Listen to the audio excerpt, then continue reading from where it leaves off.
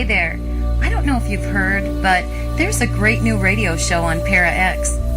2 hosts, 1 hour, and too much fun. Stephanie and Heidi not only talk about the latest goings-on in the supernatural worlds, they live it. They want to hear from you. They want to help you understand and guide you. And they want you to tune in. So, grab a friend or come alone to gather around that metaphysical table with Heidi and Stephanie. If you're interested in the worlds of the unseen, tune in to the Gathering Radio Show, Tuesdays at 9 p.m. Eastern on Para X Radio.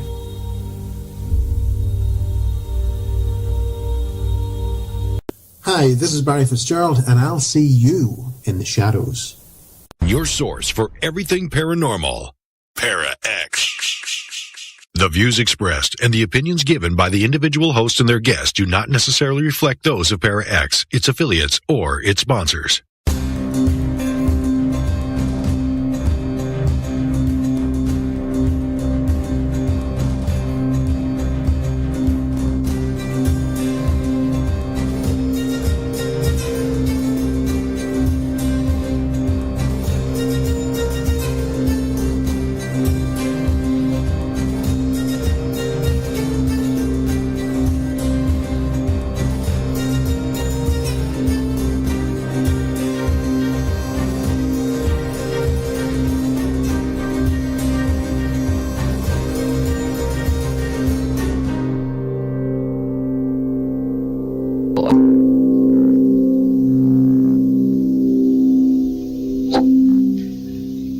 Welcome to another Monday night here on the Shadows Radio. I am Rebecca, and once again, Cara is not able to be here with us. Unfortunately, our run of bad luck that kind of took the end of 2018 has run over into 2019.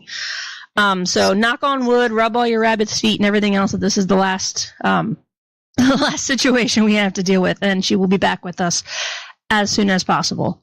But for the meantime, you got me tonight and a guest that is amazing, and first I have to say super helpful because we had to reschedule them at the end of 2018 because of some of the stuff that happened, and we finally got them on the schedule, and now they're here, and I'm excited. So we'll introduce them in 1 second, but let's do all the housekeeping stuff first. So remember, if you want to hear the Shadows while we're not on the air, go to theshadowsradio.com.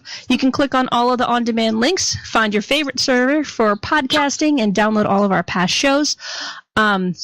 You can also get them directly from theshadowsradio.com if you want to go all the way back to day number 1 or day number 2. I don't think the number 1 show's there.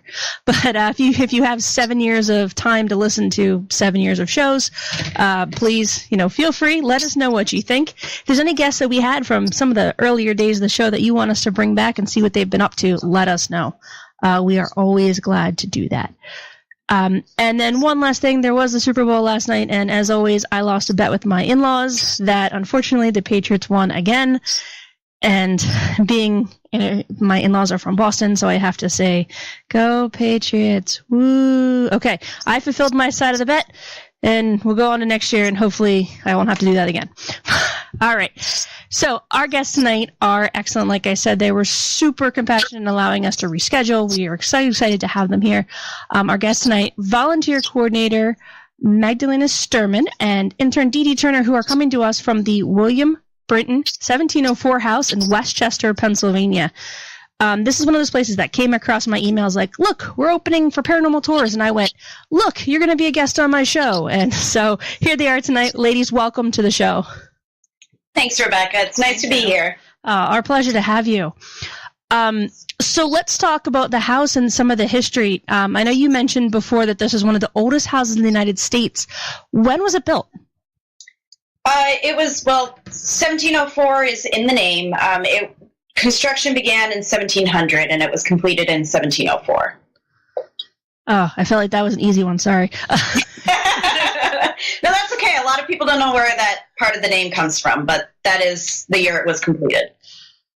And so the Brinton family, I'm going to go with the name, is they were the original occupants of the house? Yes, they were. So in 1684, William Brinton Sr., his wife Anne, and their son William Brinton Jr., who was 14 at the time, moved here from England because they were Quakers experiencing religious persecution in England. And as many Quakers in England did, they heard, William Penn is opening this colony, Pennsylvania colony. One of the foundations of this colony is, well, first of all, it's founded by a Quaker, and second of all, it's going to be a colony that emphasizes religious tolerance. And so the family took the opportunity to move out here. They purchased some land, and they ended up, after living here for a few years, William Brinton Jr. got married, and they ended up building this house for their family. So considering kind of the house size as it is now, is what you see now what they originally built, or have they added on through the years? What you see now is sort of what they originally built. The house has kind of a complicated history in terms of architectural changes made to it. So there's, if you ever come out to the house, or if you're looking at a picture online, there's currently a wooden structure attached to a larger stone structure. And the larger stone structure is the original portion of the house. The wood structure that's still standing was added during the Victorian era, probably at some point in the 1860s or 1870s. And the Victorians also expanded the house and added an entire extra stone wing that we think was probably about the size of the original 1704 portion of the house. But that was later demolished when the Brinton family decided that they wanted to restore it back to the colonial look. So it's had quite a complicated history. Yeah, that sounds, I'm trying to keep up with you. So there was a stone piece, and then the wood piece, and then the stone. Okay.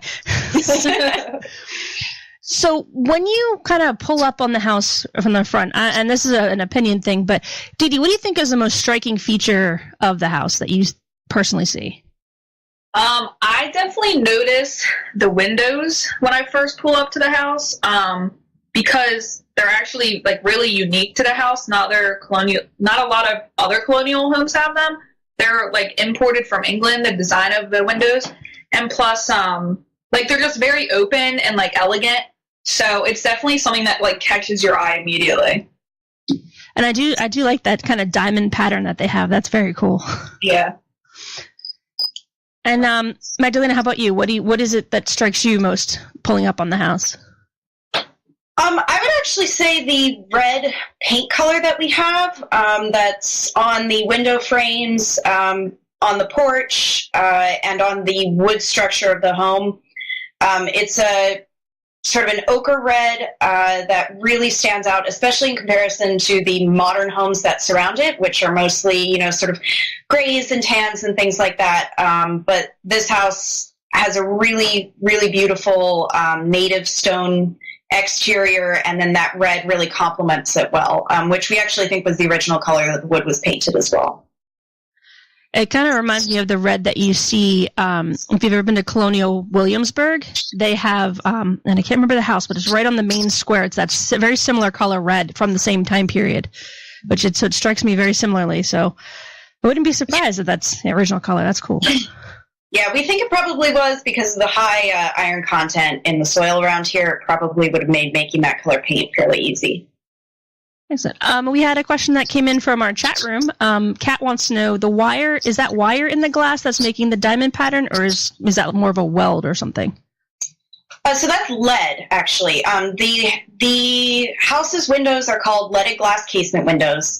It has nothing to do with the composition of the glass, but it has to do with the fact that those are pieces of lead holding the panes of glass together.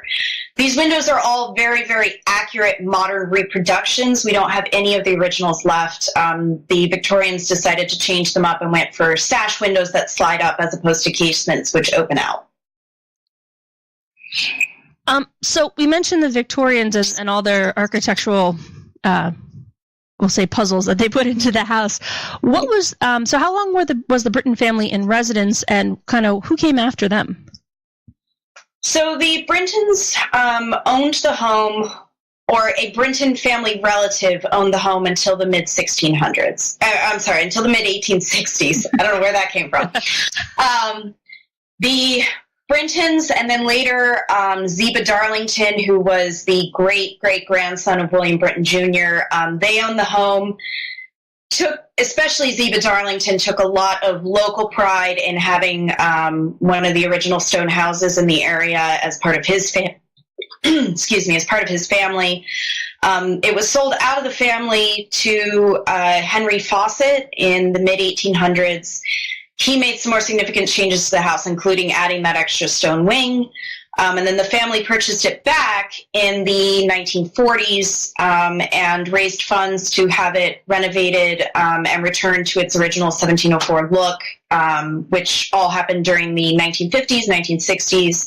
And then the 1960s is when we opened as a museum. And since you've been a museum, how much restoration work have you had to do on the structure? And I guess a follow-up to that would be, how did you decide which kind of aspects of the house to keep?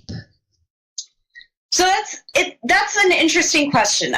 In the 1950s, a historical architect named Edwin Brumbaugh, he was the son of actually Governor Brumbaugh. He was Pennsylvania governor in the early 1900s.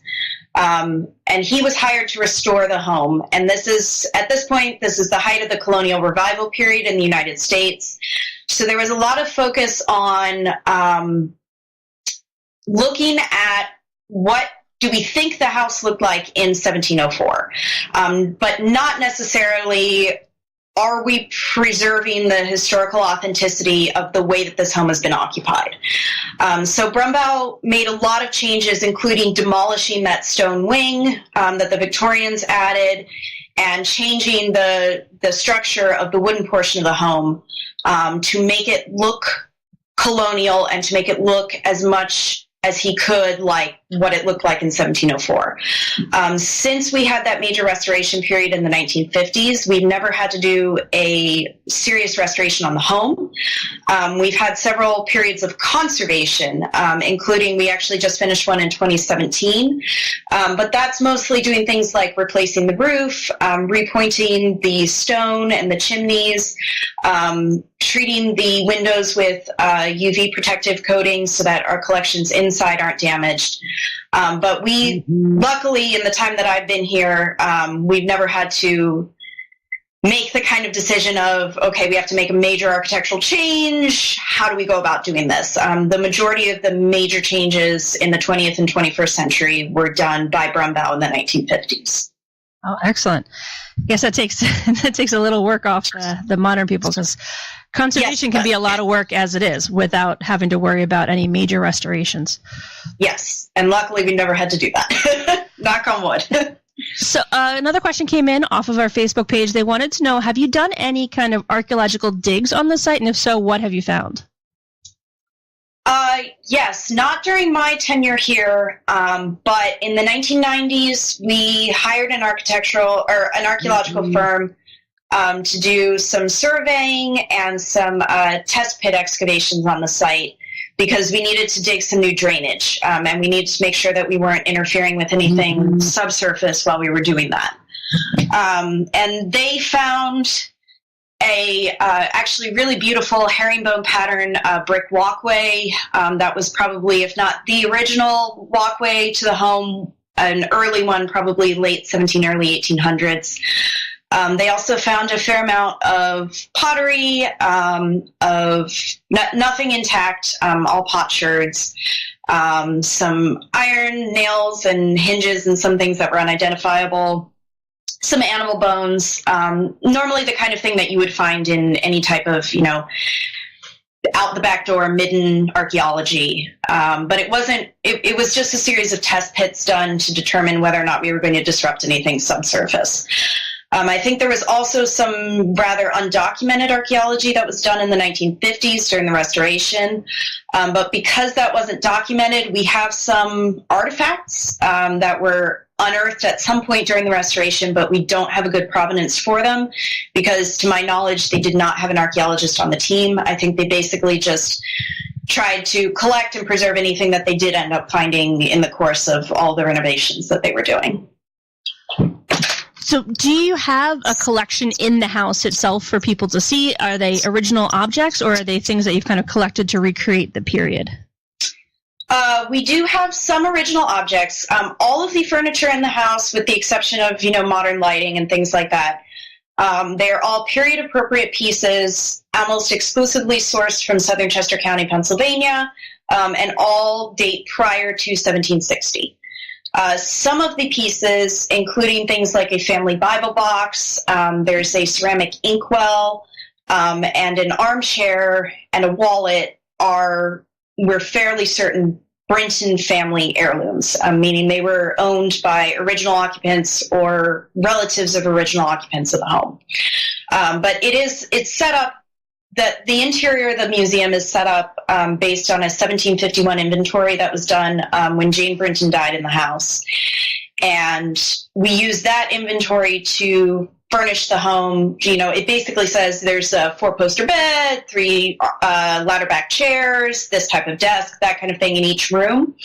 And that's what we've used to furnish the home. So I like to hope that when people come in, it looks like the family has just gotten up and walked out in the middle of daily life. Yeah, it sounds like you guys have put a lot of care into the detail as well to make sure that people are experiencing that moment in time. Yes, and I certainly can't take all the credit for that. That's been something that's been, 50, 60 years in the making. The couple, Francis and Deborah Brinton, who sort of spearheaded the effort to get the house renovated in the 1950s, they were antique collectors, and they had actually collected several pieces that they were saving in the hopes that they could someday buy back their family home and refurnish it. Oh, that sounds like a very, very cool goal. And that kind of brings me to my next question, which is what's kind of the future for this site? So now it's open for tours, and as we originally kind of mentioned briefly, that it's now open for paranormal tours, and we'll touch on that as well. But what's kind of the future for the site? Do you have events going on?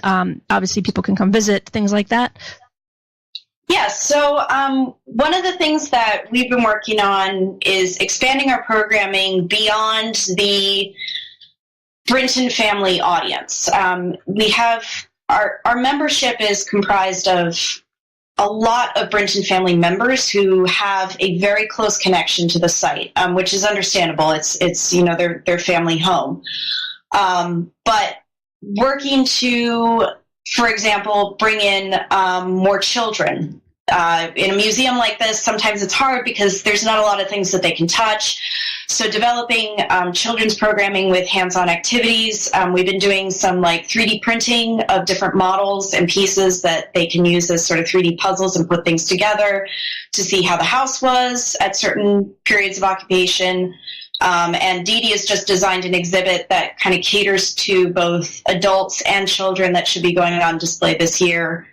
And then things like how our paranormal tours got started was we invited a local author, Charles Adams, to come to the house around Halloween and to talk about local ghost stories and urban legends and things like that, which is, I feel like, not something that a whole lot of historic sites do. I know places like Eastern State Penitentiary do, but that's something that I think brings in a wider audience and an audience that isn't solely interested in something like genealogy or their own personal family history, but kind of expands it to a wider group of people. Definitely. And I am a full supporter of historic sites that want to open up to the paranormal. I feel like lately they've all been closing their doors on us, so... Well, you're welcome here anytime. I'm going to take you up on that for sure. Maybe when it gets a little warmer, but soon. So, DeeDee, what brought you to the site? I mean, being an intern, you could probably intern a lot of places. What brought you to this specific house?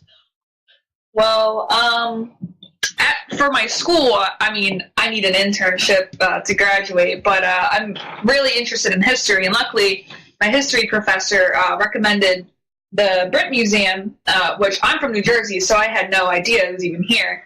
So I am very interested in history, and I love museums. And going into it, I was thinking, it would help me pursue a teaching degree, possibly, like giving tours, things like that. But after having, been here for a while, I've become more interested in the museum work itself, like creating exhibits, things like that.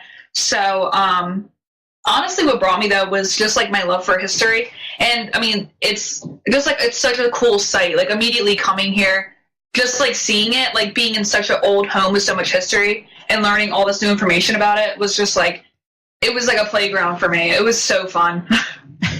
Excellent. And so were you initially going for some kind of teaching, like historical teaching certificate, or did that just kind of come about because you found this internship? I'm minoring in history. I'm actually majoring in political science. However, I was considering going back to school after I graduate to get a certificate in teaching. But after, like having been here for a while, I just kind of changed my course of action. So now it's going to be sticking directly to history itself. Very cool. We converted her. Yeah. That's the way to do it. We need more of those conversions.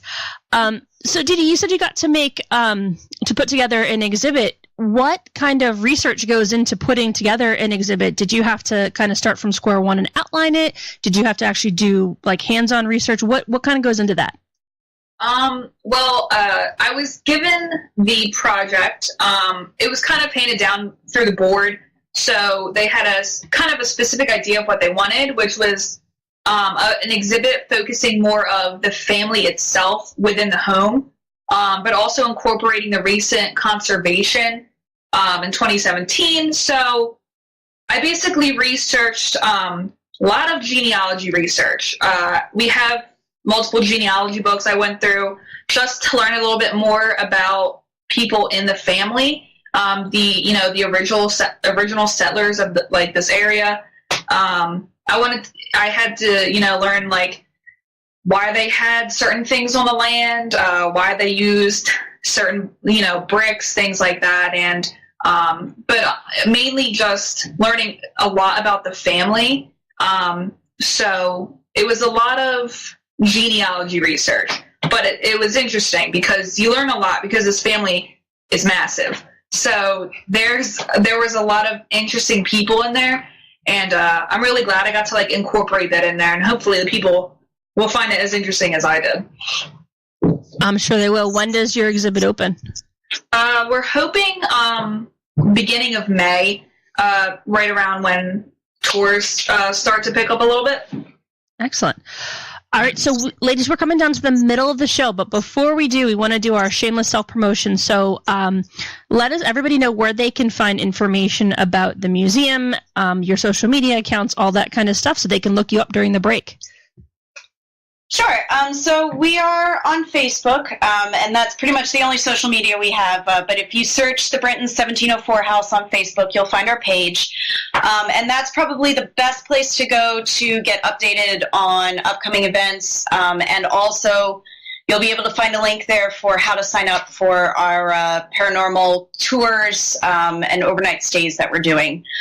So if you're interested in doing, a 4-hour stay at the house at night to do, whatever form of investigation you're interested in, paranormal investigation, then that's something that's open to groups. And like I said, all the information is on our Facebook page.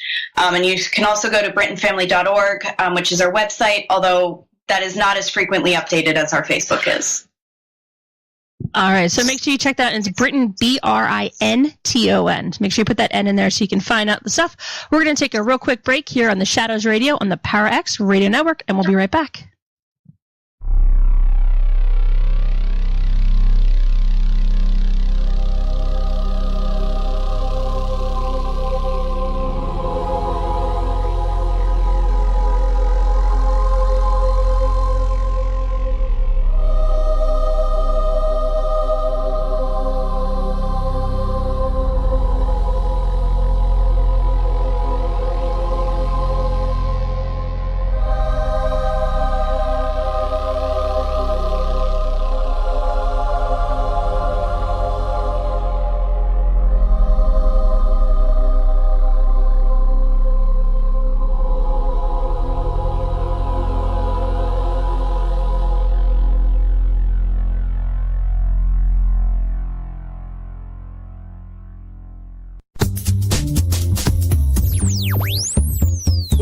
From Ghost Adventures, and you're listening to Para X Radio.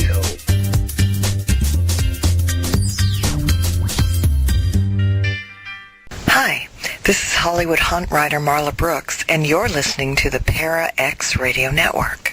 But remember, we'll always see you in the shadows. Paramount, Paramount, Paramount, Paramount, Paramount.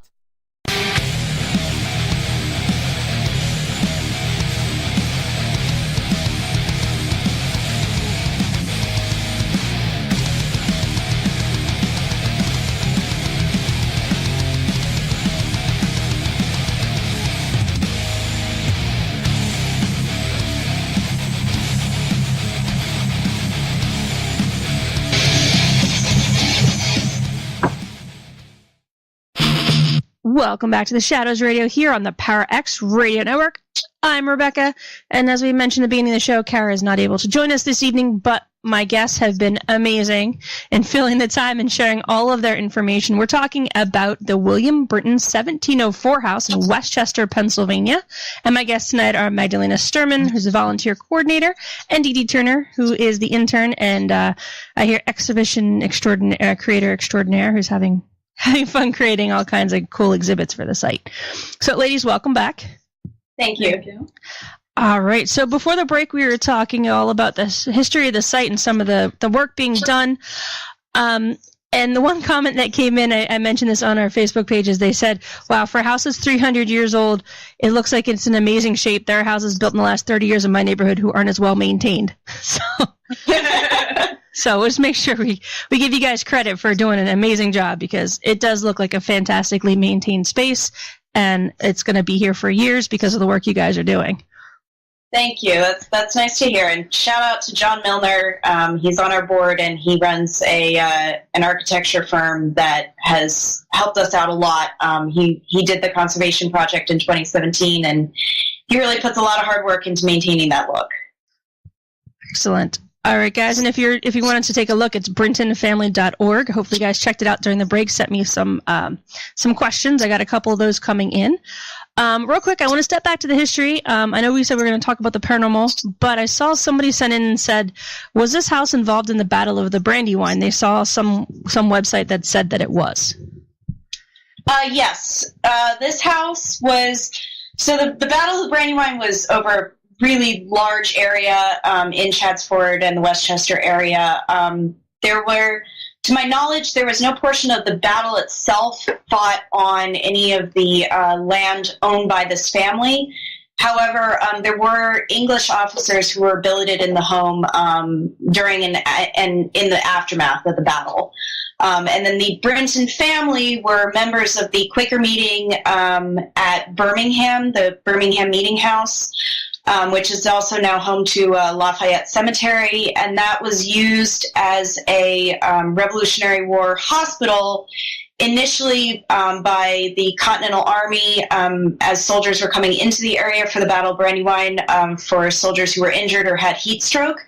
And then once the Continental Army lost the battle and were in retreat, the English Army, the British Army, sort of commandeered the meeting house to use as a hospital for their soldiers. So there, it definitely is in the area. There were English soldiers billeted in the home. To my knowledge, however, none of the battle itself was fought on this property. Excellent. Well, thank you guys for doing a little better research than I did. Not you, to our listeners, because sometimes they dig stuff up. I'm like, oh, where'd you find that? And if you are in the Para X Radio Network chat room, I did put a picture, which is from 1878. It was painted, the house itself was actually painted by Thomas Eakins, who's an American painter, pretty famous here in the Philadelphia area, which I think is really cool to have a contemporary look like that.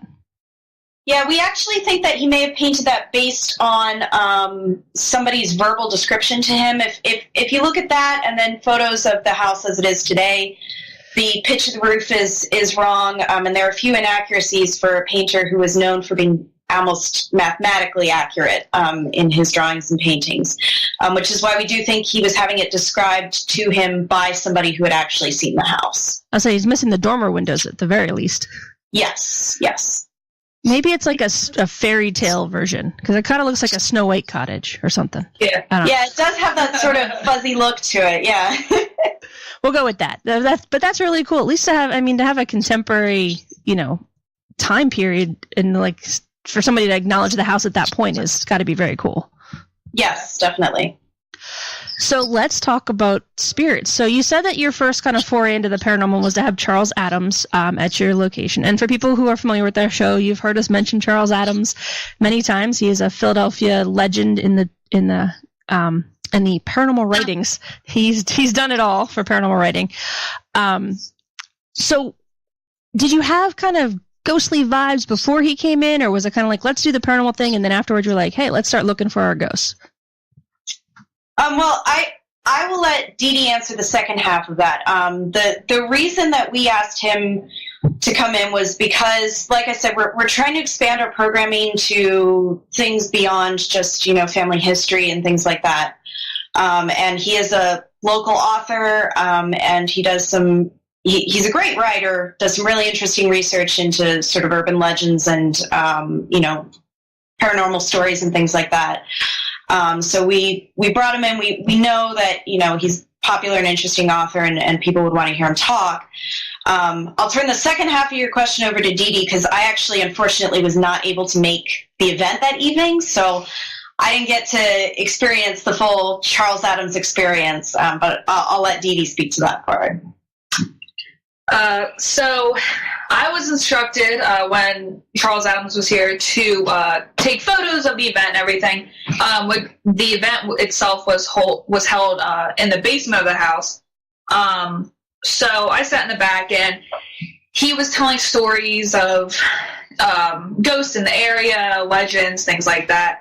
The one thing I think that spooked everybody the most out of the whole experience was he got some of those rods, and because he stopped during mid-story, saying that he felt some sort of presence in the basement near the fireplace, which is where he was standing.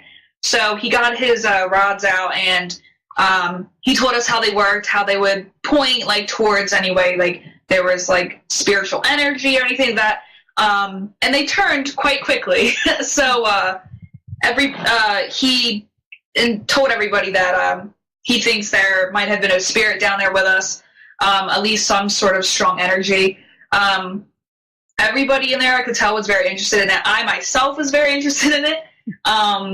It skeeved me out a little bit, being that we were in a very dark basement in a 300-year-old home. But nonetheless, that was probably the most contact I've had within the home. But definitely an interesting thing to have in there. Very interesting. So what have other people kind of mentioned to you about, maybe seeing Britons in the house or experiencing anything on the property? Well, having been here, I've heard two stories, one of which was an old director who worked here said that she was locking up the house one night, and she was walking back to her car, and she looked back at the house, and she saw the curtains kind of open, lights. It looked as if people were moving in front of the lights and things. And she said immediately she was very freaked out by it, and called her sister, and they went and investigated. And it turns out it was just men working in the house, which she didn't realize they were there, I guess.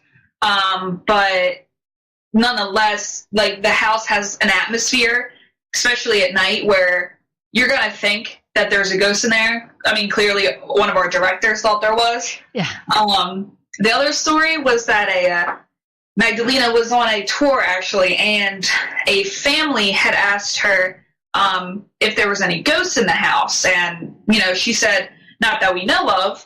And they told her how they had passed the house a few days prior, and they saw a man, in a very tall, black cloak, standing in the hayfield.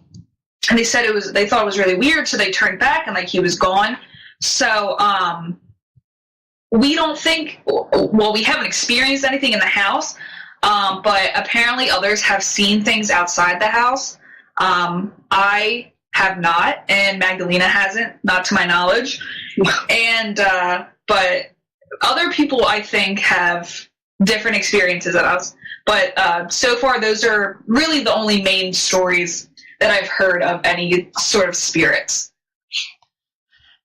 So has anybody done the overnight investigations and come back to you and said, this is what I got, this is so cool, and come back with a name or I don't know, a situation that you can tie back and say, that's so-and-so with a very specific historical figure? Not yet. We actually have not had anyone come and do the paranormal investigations yet. We, I think, made the mistake of announcing that right at the start of the really, really cold winter season in Pennsylvania, which is still ongoing. And I suspect we'll probably have more interest for that when it's not, 20 degrees outside at night and constant. I mean, you live around here, you know what the weather's been like recently. But that's something that I think people would be more interested in, when the spring and summer start. And now that you said that, now I'm sitting there going, okay, so they open May 1st. I can be there May 30th. You are more than welcome. I said that before. No, I know, but now I got to go look at my calendar and tell my husband he's watching the kid. Like, all right, we got this down. So what are you hoping by opening your location to paranormal, other than kind of expanding your reach to a new audience, which we've discussed? Are you hoping to get any kind of specific evidence that might give you insight into something, or are you just kind of opening it up just to see what's there?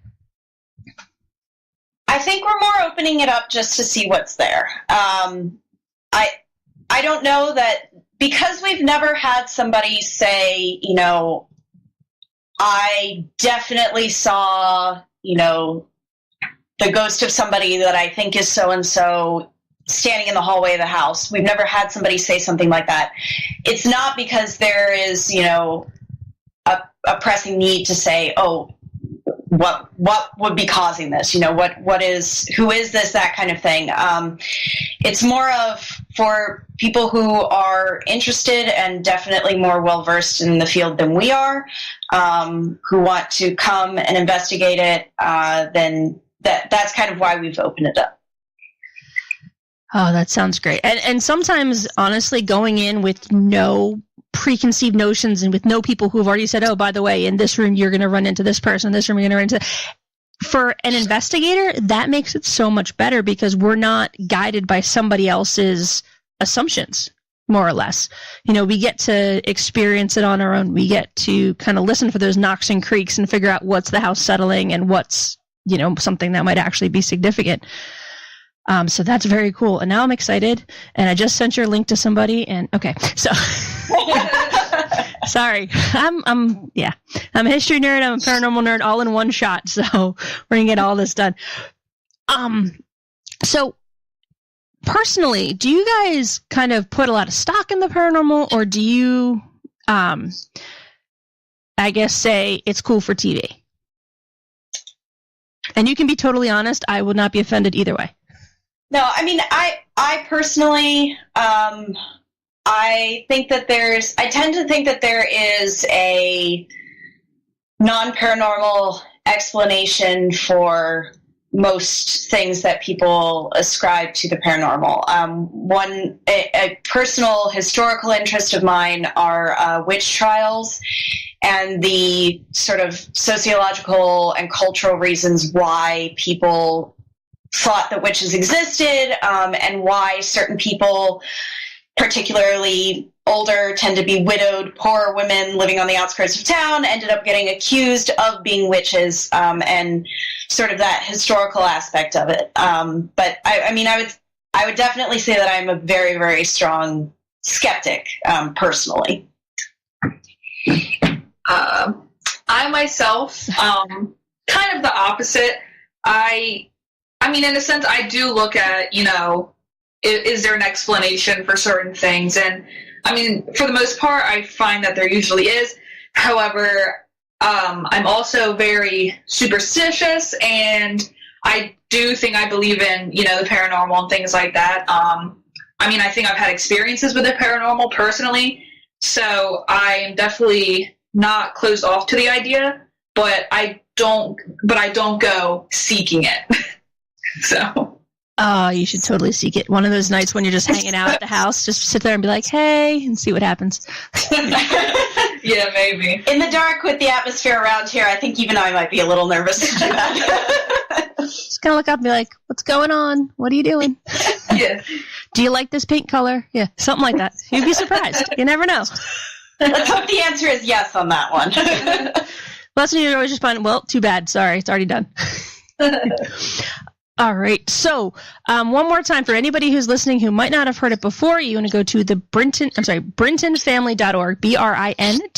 family.org. If you're interested in just a regular tour, you guys are open May through October, right?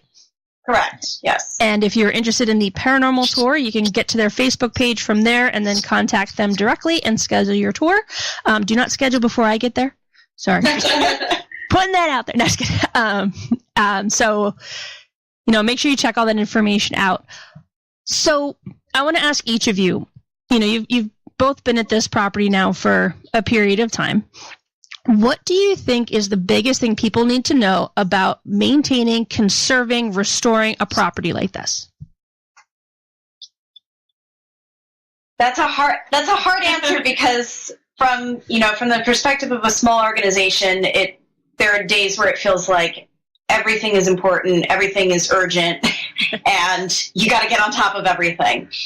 But I think one of the most important things to remember about, trying to maintain a site like this is that you're never going to get it 100% right, but it's the good faith effort that you put in and the documentation of the reasons why you do something, exactly how you did it, for any future stewards of the site to be able to look back on and say, okay, these are the decisions that were made. And I think, our current historical architect, John Milner, who works on this house, is very good about documenting those kinds of decisions. But I have a background in archaeology, and one of the things that was always drilled into our heads in undergrad was archaeology, and to a certain extent, renovation of a site like this is inherently a deconstruction of something. And unlike other scientific fields, it's not a repeatable experiment. You can only do it once. So when you do it, you have to document it well. And that means photographs, that means writing, that means explaining decisions, maintaining the record of provenance on artifacts and collections, so that later on, because you're bound to make mistakes, you're bound to have inaccuracies, somebody else can go back and say, this is why they made those decisions. This we now, with this type of scientific study or with this historical analysis, we understand may not have been so accurate, but we can accurately portray, what we now understand. And record that for the next steward of the site who has more discoveries to make. I'd say that's probably the most important thing to bear in mind there. And DeeDee? Hard to follow that up. Sorry. I mean, Magdalena knows more about this topic than I do. Like I said, I'm just the intern, but I can tell from what they do. They put in a lot of hard work. There's a lot of also, because it's a nonprofit. There's a lot of kind of like fundraising. You have to keep. It is a upkeep for this place. It's 300 years old. So I mean, it's always just trying to get people to come, keeping it interesting, definitely. With the tours and things like that. But I mean, Magdalena really summed it up. Hard to follow her up, but yeah. All right. Well, we'll let that one go. We always ask the deep and probing questions at the end of the show when you're comfortable and you're off your guard. So I also, while I was doing a little digging about the house, had found a thesis that was written in 2018 at Penn. Are you guys familiar with Anthony Richard Carlos Hita's thesis that he wrote about the house? Yes. Yeah. He actually started writing that thesis when I started working here, I think. So you guys can actually Google it if you're looking to read 105 pages of a whole lot of deep thought. It's called One Building, Four Houses, but I was fascinated with the amount of kind of period photos that he had kind of going through the stages of what the transformation of the house was. And then obviously going backwards again to the original state of the house. Is that something that the museum has on hand, or, I mean, do you have to source those from other places? You're talking about the historic photos of the home? So he's got a few, yeah, so, I mean, not to pick on his thesis at all, but he's got a few, like, artist drawings and renditions of, like, the house in different time periods that he's got sourced to other people. But I was just curious if you guys have kind of like an archive on hand of documents and photos and things. Yes, we do. We have a small on-site archive. Now, I know a lot of the photos that he used are actually probably from Chester County Historical Society. They actually, at one point, were the sort of custodians of the site, and they have a lot of material on the house. So if anyone's interested, you can go down there. They have a lot of information in their archive. We have a small archive on site, and one of the projects that myself and several volunteers that we have been working on is organizing that, producing finding aids, making sure everything is accessioned properly so that it's easier, and hopefully digitizing as well, so that things like newspaper articles, family photos of the house are much more easily accessible by the general public, because right now it's work in progress. But yeah, Anthony's thesis is, I think, very well written. I would say it's probably the most in-depth scholarly work that exists about the house right now. And it's a really interesting look at how individual and cultural aesthetic can change the look of one building over, a 300 and some odd year history. So I know it's long, but I do recommend reading it. I think it's probably the best source on all of the families, all of the aspects of, cultural taste that kind of helped shape the home over the years. Yeah, I was very impressed with it, reading through it. I do have to admit, I kind of skipped some parts, just because you can only do so much research for a show. But what I read was very fascinating, the way that he managed to capture each time period individually as well, which I thought was great. Yes, and we are lucky to have a lot of documentation on the house. There are certainly many historic sites, some that I have worked on that don't have that kind of wealth of information. Excellent. And if you were in the Parax chat room, once again, I did throw that link to that thesis in there if you want to give it a read, as well as the link to the BrintonFamily.org site and a photo of the house too, so you can see. I did have one last question that came in before we kind of wrap up the show. They asked that you had talked about removing the serpentine wing, which was the Victorian era wing that was kind of off the back of the house. And they wanted to know if you feel like, as a museum, maybe the place would have been better served to tell the complete story with that wing, or do you feel like you made the decision to remove the wing and serve just the colonial period?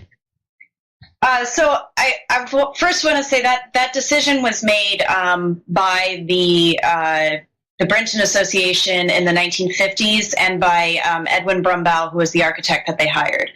If I am not an architectural historian, I'm not a conservation expert, but I think common practice today, if you were to try and conserve and restore a house like this with that serpentine wing standing, you would leave it. And the reason for that is it is part of the house, it's part of the history of the house, and it has historic merit of its own.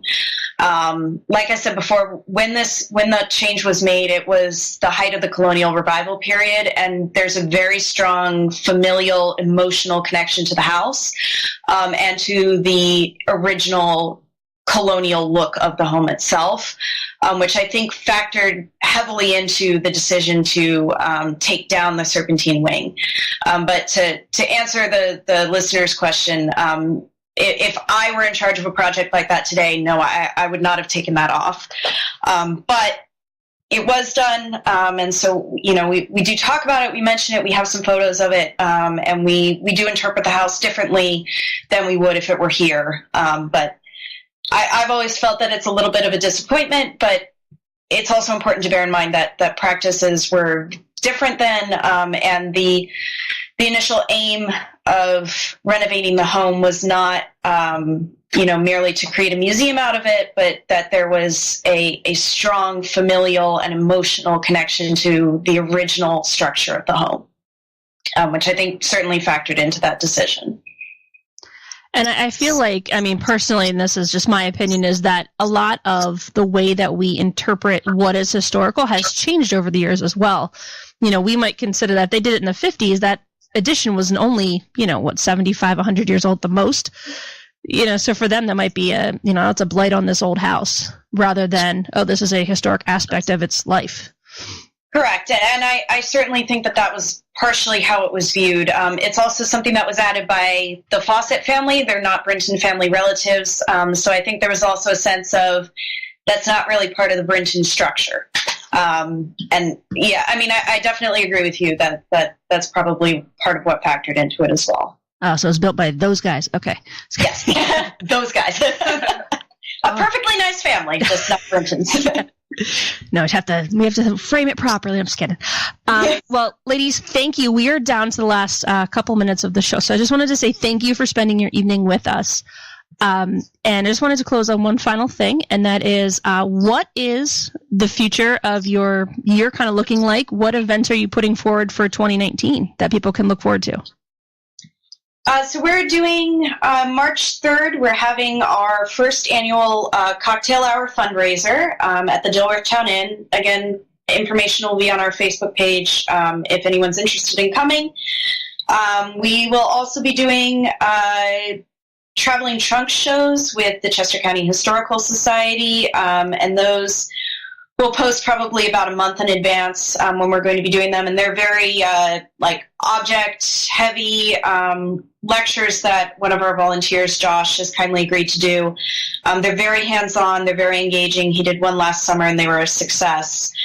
I will be doing a talk at the Tredyffrin Public Library at some point in March or April. So if anyone's interested in coming to that, we'll make sure to post that.